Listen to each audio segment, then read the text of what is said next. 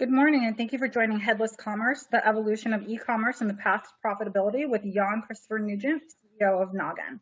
As a reminder, if you have any questions during the conversation, please use the Q&A function at the bottom of your screen.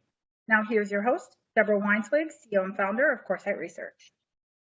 Thanks, Mara. Good morning, good afternoon, good evening, wherever you are. This topic today is probably one of, as we ended 2021 and into 22, especially at CS and NRF, we heard a lot about this from, kind of really a lot of C-suite executives and those who are kind of driving the future of retail. And so we invited Nogin today, who's, for those of you who don't know them, a leader in the e-commerce space, to really talk about how e-commerce has evolved into a cornerstone of the global economy and particularly disrupting the retail sector over the past few years, I would say past 25 months, let's call it. And, the rise of e-commerce has really heightened the importance of kind of infrastructure and really looking at profitability. And, we've heard a lot about, kind of customer lifetime value, customer acquisition cost, and just kind of, looking at the entire, kind of, and we've seen many retailers who are looking at e-commerce differently, and even kind of to the point that they're separating it from kind of their main businesses. So we wanted to have Jan today talk about, from an industry perspective, what should we think about as it relates to the profitability side? And this is the first of two webinar series because we think this is that important, especially as I mentioned, we've seen a lot of changes in the landscape, and I think there'll be quite a bit more. And we want to look at some proprietary data that we've looked at as it relates to kind of e-commerce infrastructure. And so here are some gorgeous pictures of Jan and myself. And as we look at some of this data, we want to kind of really think about what does it mean as e-commerce is growing. I mean, we tend to hear quite a bit about the kind of returns aspect and, what organizations are doing to kind of restructure and to scale so that they can really, as this becomes a larger piece of their business, probably not the same growth rate that we've seen in the past, 2 years, but who knows, as we're seeing, kind of some of these new technologies come out. So we recently ran a survey to kind of like lay the foundation for, this webinar and the next one. And we surveyed, I think it was about 150 merchants in the US. Most of the respondents are from kind of mid-sized, kind of retailers, let's call it, $150 million or less. And this is where, for those of you who aren't aware, I started a charity with some amazing individuals almost 2 years ago when we saw the beginning of the pandemic and some of the challenges that some of these smaller companies were facing. And so we ourselves at Retailers United had honestly done a lot more work hands-on than we had ever expected in e-commerce. And that actually really generated a lot of what we're going to talk about today. And so, we really started to look at this idea of commerce as a service and, how can we leverage and impact, e-commerce profitability and, really some of the challenges that retailers were facing in their operating models. A lot of the, kind of companies that we helped at Retailers United, they either had been kind of physical first or digital first. And as they were kind of moving to, if you will, the other side, really looking at the profitability of e-commerce and that piece of their business, I think was really interesting. I mean, Jan, before we go to the next slide, what do you think about looking at some of these numbers here? I mean, they make sense to me. I think that the challenge really has been, can the growth be healthy? I think the growth is going to continue to be there for sure. It's just when you democratize any channel, when you go from sort of controlled, you can have it be profitable to where it becomes democratized, it becomes spread. There's so many more players. There's a period of time where that messiness is difficult to kind of sort out. And then, ultimately you restore it to some sort of healthy growth. And I think we're kind of just in that transition right now. I mean, it's interesting. I will say that, as a former Wall Street analyst, when kind of e-commerce was at its infancy, we all thought that, this channel would be much bigger by now. Do you think it's part of this kind of profitability aspect that has limited the growth? Or, I mean, we go back to kind of like 1Q18 where we were at about 13%, and let's say 1Q22, maybe we're at 18. So let's say, round numbers, 530 basis points of growth. I personally would have expected that number to be higher, if I think about it from just a Wall Street perspective. Yeah, it's funny. Similarly, because I've been kicking around e-commerce, for quite a long time, over 20 years. I think we thought the same. I think part of what has happened is some people just want to have a physical experience, right? Now, I think the pandemic may have changed that, where there's a portion of the market who was probably never going to be a significant online purchaser who was forced to be. And so I think, right, the real question will be, will they continue? And then I do think it's also an experience where for the merchants or the brands, it's not that profitable. It's very difficult. It has many of them taking on core competencies that are not them, kind of that they're not strong with. And then on the other side, the consumer experience, at least for the generation that was tied to physical retail, they don't view the experiences as strong. So I think you've got kind of a combination of the two. I think we're obviously very committed to try to making the experience for the consumer good. And then on the other side, making it more profitable. And I think as we see those things, there are certainly many merchants and brands where they've grown from like 5 to 7% of their total sales to more like 30 to 40% in different, in certain brands and pockets. Do you find that, those are, if you will, more commoditized type items, right? When you start to think about, and, if you start to look at returns and all of that, I mean, how does that kind of all come together? And, as they start to think about profitability, right, on like the entire life cycle of the sale, how does that kind of all kind of come together? And then one other question I'm just going to lump in there. What we often see, right, you go to a store, you have a certain experience, and then you go to the, digital representation of that, and it's a completely different experience. And I think sometimes that inconsistency for the consumer is a challenge as well. So if you can kind of address some of those points. Yeah, I mean, again, this one I'll have to say is Jan's opinion. So I think many brands and merchants assume that they have to be sheep to what Amazon is delivering, right? So when they look at Amazon and they look at sort of that experience, they say, oh, in order for me to have a loyal consumer, I have to do exactly what Amazon is doing. And Amazon has always had a different approach, right? It has not been high lifestyle. It has not been high imagery. And so I think there's this shift where as brands start to get involved in data and they realize and have confidence that they can have a different relationship with their consumer than just following what has been the lowest price, the most giveaway. But a lot of them are afraid, right? Because sometimes you have to go through a little bit of if you're going to retrain your consumer by actually, anytime you try to reestablish boundaries, right?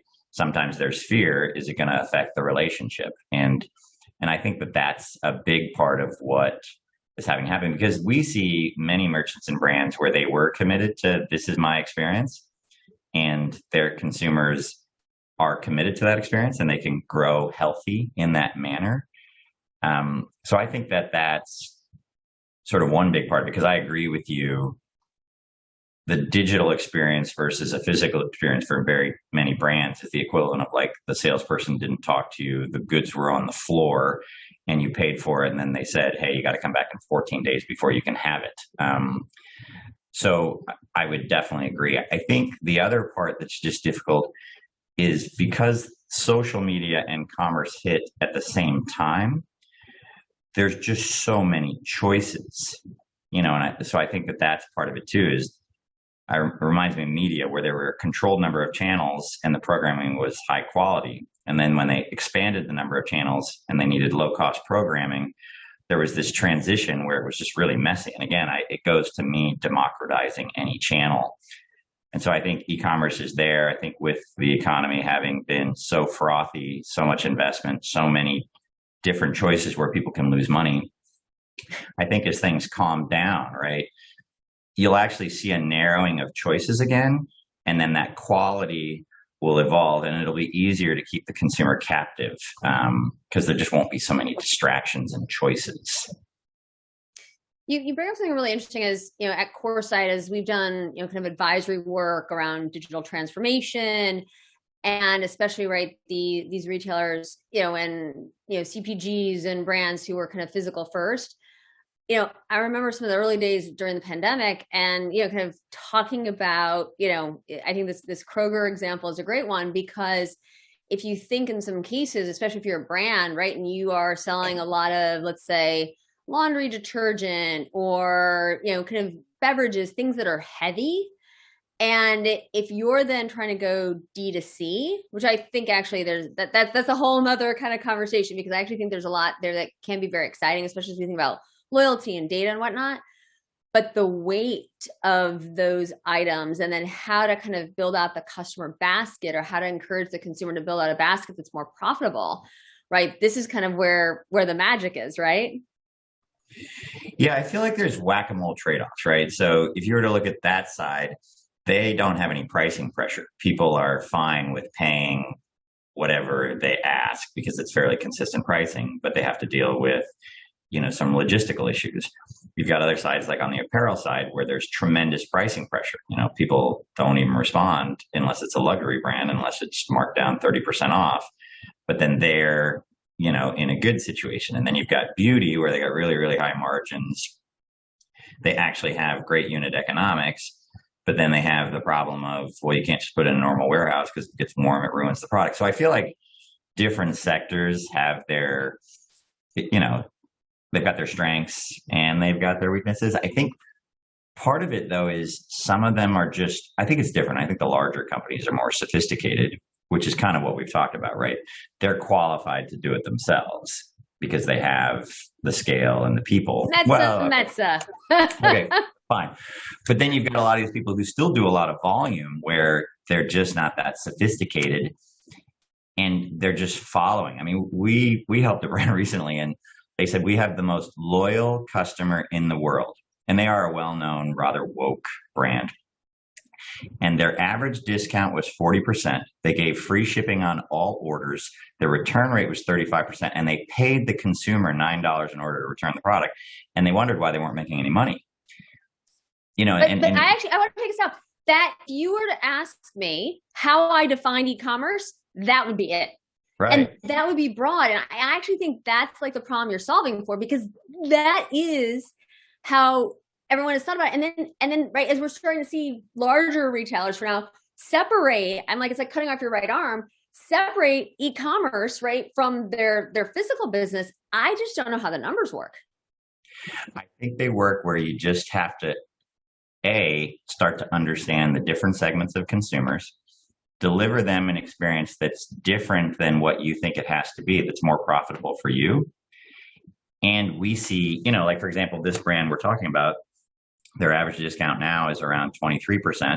When they discount, they don't give free shipping, and they don't pay for returns anymore.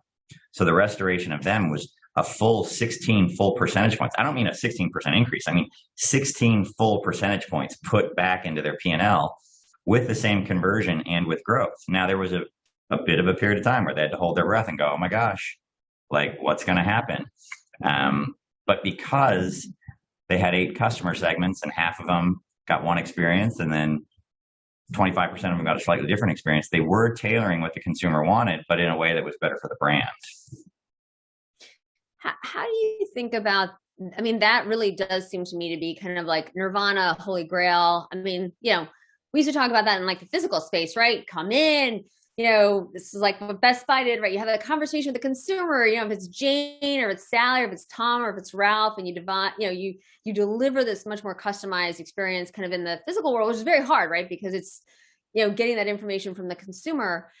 As we think about that in the, kind of e-commerce space, how, can you just dive into that a bit more deeply? Because I think that there are some nuances there that are incredibly important. Yeah, the funny thing is it's actually, in our world, it's not as sophisticated as it seems.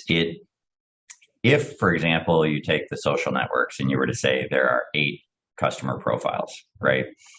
And if you were to just change the page, right? Everybody got free shipping. Next day, nobody gets free shipping.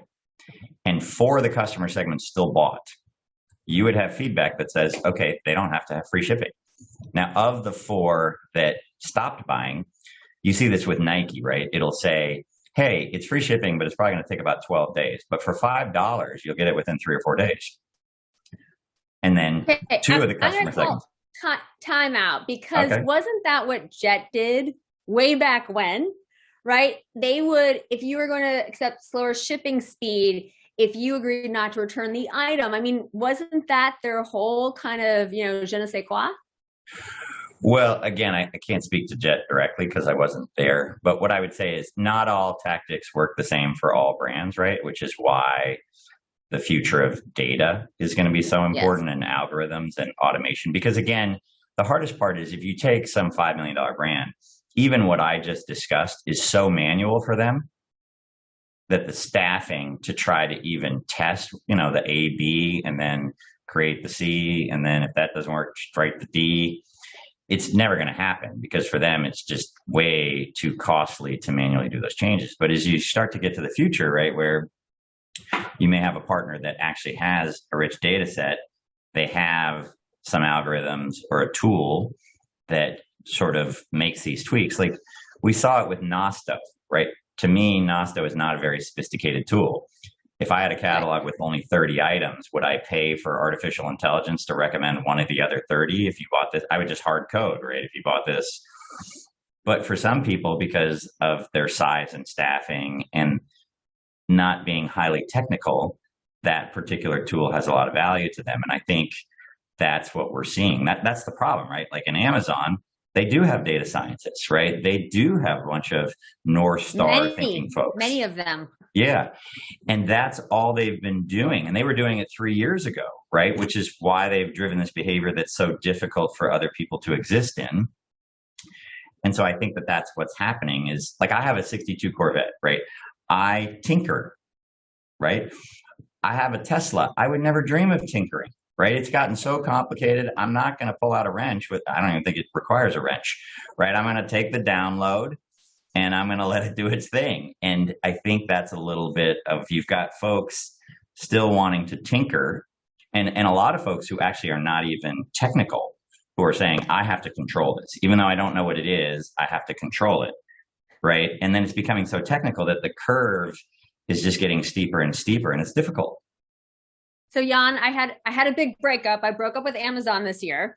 Oh. I like, it's been so hard. I should probably like blog about it because I'm like, I'm having, it has been very challenging this is the opportunity. I'm living it right now, like just even find some items. But what I've started to appreciate is amazing, I would say, customer service, what feels a bit more organic, right? Starting to work with some of these, out of necessity almost.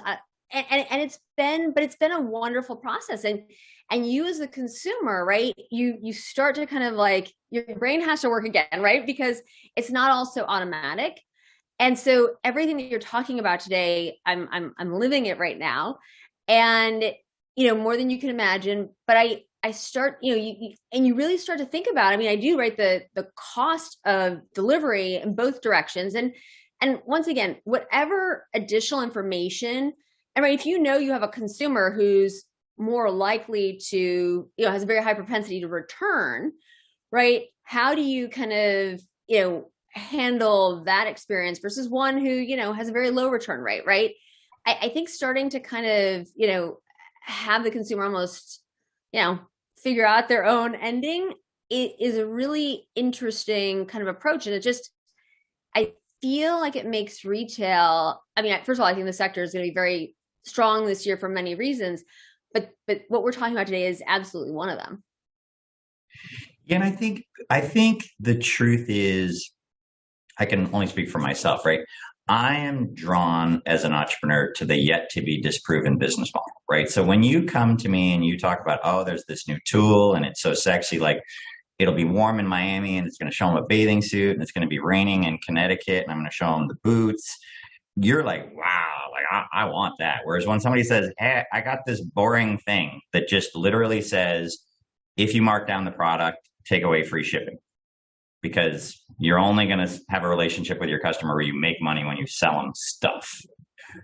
And what happens, right, is these boring things that sometimes are quite technical and it's difficult to manually do them. And for the most part, right, you've got very business, creative, merchant type people who own the e-commerce initiative, and then they're having to work with like a technical systems integrator who's not in their four walls. Or in a lot of corporations, it's an IT organization that they're competing with other resources, right? So you have kind of like this, you're not fully on the same team. It's like the person who has to drive the car has a mechanic who's also working on 4 other cars in the middle of the race, right? And so it's difficult when they're like, oh, I don't really have time to like fix the car. And they're like, yeah, but the wing literally is hanging off the car and you want me to win. So what we have found is some of these boring things, they provide enough economic benefit to now you can reinvest in these less, because these are quantitative things. A lot of the sexy things we hear about are qualitative. They may work, they may not.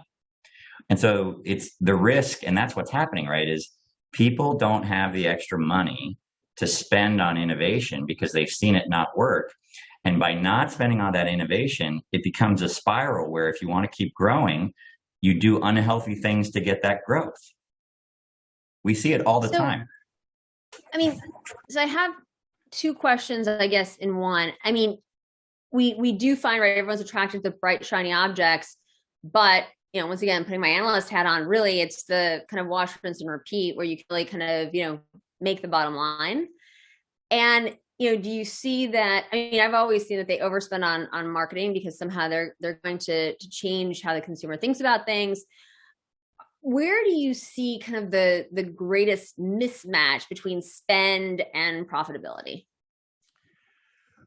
What we see is most people don't have the time or the energy, or in some cases, the knowledge or the money.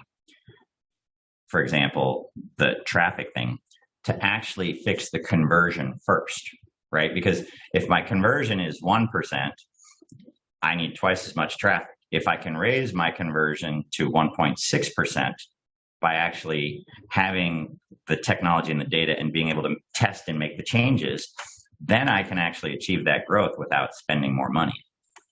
The other thing that's happening is there's a tremendous amount of fear that, you know, for marketers, right? We have top of funnel, which is attracting new customers, right? We have bottom funnel, which is, you know, typically your existing customers. Most paid media is going to the bottom of the funnel because they're afraid, right? Even though they may have the free at the top of organic search, there's some data that says that the paid media, which is just one box above it, actually is going to convert slightly better. And so if you take 80% of your traffic budget, talking to people, or 90, in some cases, most cases, quite frankly, in our world, 100%, because they look at it and they go, oh, my return on ad spend is 8 to 1. It's profitable. I'm not going to chase the ones. But if you're using all that money there and you're not having, again, the confidence to say, okay, if I don't keep placating to that person, will they still buy from me? And then go attract new ones. Or, you know, a lot of people with email, they don't have the data to go, oh, okay, based on what they've been purchasing, like they could manually do it, but just automatically it goes, oh yeah, based on this, serve up this content, don't serve up this. Everybody's seeing the same thing, right? Or, oh my gosh, I don't have the time to load it, like a landing page that matches that email. So it's just going to show top sellers when they get to the site. Well, the top seller may be a suitcase, even though the email was a flannel shirt. And so you see these things all the time because a lot of these sort of in that 5 to 80 are staff deprived and they don't actually have flexibility and automation in the platform because it's not sophisticated enough. And so that's where what I've really seen is, right, if you don't take the time to take the bad soil and put some good soil there, It does. It takes a lot more water, and sometimes you're not really happy with the plant. So that's really what we've seen. It's the blocking and tackling stuff that people just are over. They're forgetting about it, and then they're just going, okay, I'm going to keep everything the same, and I'm just going to spend more money and hope that it's a different outcome. And that's what we're seeing. I mean, I'll tell you, it was interesting. I feel like last summer we started to see almost kind of this like bubbling up, more questions from executives around like, what is headless? What is this idea around kind of, commerce as a service? And, there was definitely kind of, and maybe it was kind of, we'd almost been like a year through just kind of like throwing not even like one piece of spaghetti, like bowls of spaghetti against the wall to see what stuck. And so I think that as they had these somewhat inflexible platforms, which we heard about, hourly at the beginning and then daily, I would say, kind of thereafter. But there was definitely a lot of frustration. And so, can you maybe talk a little bit about, what, a little bit more like what it is? Because I think Sure. there is still, it's so many things at one time and, kind of very easy to understand, depending on how you look at it. Yeah, and I'll break them into two different pieces, like headless versus commerce as a service. So there are varying definitions of sort of headless commerce, but in terms of the way we look at the world, if you were to say that, especially on the enterprise, right, the business model today is go get an e-commerce technology, then go find a systems integrator that you pay on the enterprise somewhere between $500,000 and, I don't know, in some cases, $15 million. And part of that is to connect that e-commerce to 25 to 50 other technologies. And then part of the money actually does go towards front-end feature functionality, like if you wanted to change the front-end feature functionality. And what a lot of people don't realize is, for example, like Salesforce they bought a company called Demandware, and that is a SaaS version of a technology called ATG that is 30 years old, right? So those enterprise platforms are 30 years old for the most part. Like if you look at SAP's Hybris, it's probably the root of it is 30 years old. And it feels a little bit like if you were to have an old semi truck, right? Like it's stable, like, it's not going to get hurt, but it's not very nimble. And so what we saw is companies re-platform their entire technology every 3 years. So not only getting a new front end, but also connecting it to the other 50 pieces. And so what the Amazons and stuff figured out is like, okay, the middle to the back, the very stable infrastructure piece, there's no reason to have to pay to connect all those things and then do it again. But because of the way the platforms, in some cases, because they're older built, you have to do it. And so this notion of headless commerce is saying, hey, let's figure out a way to where, like, the stable infrastructure piece, we never have to pay for that again. And let's make it so it's decoupled. So when you're making these innovative changes every 3 years, it's only on the front end, and that's difficult because some of them you cannot do that. And the primary reason why you can't do that is because if the front end is what we call closed, not headless, then when you try to serve these dynamic pages they're talking about, they don't support it. We even have a situation right now where, as being a headless commerce as a service, sometimes our brands will say, hey, I want to use this storefront. And what they don't really realize is, for the future of commerce, we're serving 70% of the pages to the consumer around that storefront to be able to deliver that experience because they can't support it. So I think headless at the core is a great idea where it's saying, hey, look, like if there's 2/3 where I'm spending money that I don't have to anymore, and I can do it properly so that in the future, I only have to optimize the front end, I think that'll be great for everybody. There's just a tough transition where some of the people, they're not getting the ROI. They're on these legacy platforms. They can't just change the head because they're not headless yet. And so they have to once again hold their breath and spend the $5 million, or on the low end, which still seems like all the money in the world, 400,000 based on their volume, hoping that these changes will actually give them flexibility to restore healthy growth. And it's scary. Like it's a tough and sometimes it's time too, right? Like, because you've got I think it's very painful. I mean, having sat in many kind of closed door sessions, whether it's with our clients or, in different board meetings, I mean, it's also, there's like an angst because, right, not only have we seen, right, in the media, so many things that have gone wrong, not just what we're dreaming about or having nightmares about at night, but like what actually has gone wrong for people. And so I think with that, are there certain kind of types of retailers, certain categories, like where do you find this to be like the easiest kind of, lift, and, where have you seen the greatest success? Where have you seen kind of, right, on the retailer side or the brand side, they're like, wow, this was so easy. This is so quick. This is so much better than I expected. Well, so for Nogin, right, we're headless, but our business model is really commerce as a service. And so the distinction there, right, is one is you do it yourself, right? So you go pay and you put together all the pieces, and you have like an R&D team and you have data scientists, and you're committed to spending the money on a regular basis to try to keep competing. I'm a Formula One nerd, right? So car racing, right? Like the top two teams, the Red Bull team and what is considered the Mercedes team, they spend a lot of money, but they realize I don't have the R&D or the money to have a motor that I can keep innovating because the motor changes are happening too quickly. And so one did a relationship with Honda and the other one Mercedes, and they basically work with them, but they receive software patches and they're sent new motors all the time to keep going because the motor that could have won in the beginning of the season is coming in last place. So for them, they accepted, look, I'm not I can't keep up with the sophistication of these motors.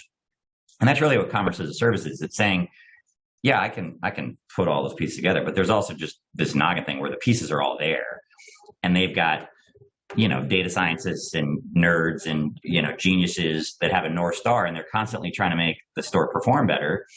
And then they just push those capabilities out to me, and then I'll go drive the car, right? I'm the merchant or the brand. I'll focus on the product and the customer and the marketing, and I'll just kind of let that happen. And, there's kind of three areas, but on the upper end, we had such an extreme example literally in Q4 where there was a brand that to fix their problem, they had a quote for $14 million and 2.5 years to replatform. And we got them live in 67 days with no money up front. Wow. It was like, now that's not every story, but like that's a significant one. Or you've got some of these, like, especially these brands in these emerging areas, not to talk about NFTs and things, but even in consumer goods, right, where they weren't used to being online, right? And so for them, it's overwhelming. Oh my God, I got to work with IT. Like I got to get a couple $1 million budget. Which platform are we going to use? Oh gosh, I got to connect to like a warehouse and a thing. Or it's like you just plug into the commerce as a service. Like you're live in 60 days. It didn't cost you anything. All those things are kind of covered, and you can just kind of be the boss. And you've definitely seen that some of the people, right, it's important to them, and I would equate it to like it used to be important to people to buy physical servers and like put them in a thing and buy security software, and during Christmas figure out how many servers am I going to rent or buy. Whereas now they just plug into AWS or Google or Azure, and it's all just there. They just pay for the capacity. They can make tweaks in the areas that they want, but they just kind of have faith that innovation is going to occur. And that's, I think, what's the commerce as a service element of the sort of headless, the distinction between the two. One is you build it all, you do it yourself. The other one is you kind of go, hey, I'm going to focus on my thing, and I'm going to have faith that this innovation is maybe a little steeper curve than where I'm at, and I'll just kind of plug into that. Now that's really, really helpful. And I know we're out of time. I know we have some questions in the queue that I'm very sorry we didn't get to, but I will send those over to you, Jan. But thank you for joining us. I mean, this is a fascinating topic, and one I think that is very much top of mind, and where retailers, if they look back at where they spent the past 2 years and where they're, kind of expecting to spend this year, this is definitely, I'd say, a hot topic. So thank you so much for joining us. Thank you, everyone. Sorry we didn't get to everyone's questions, but we will get those addressed. Jan, enjoy the rest of your day. Thank you so much. Bye-bye. Take care. Bye-bye.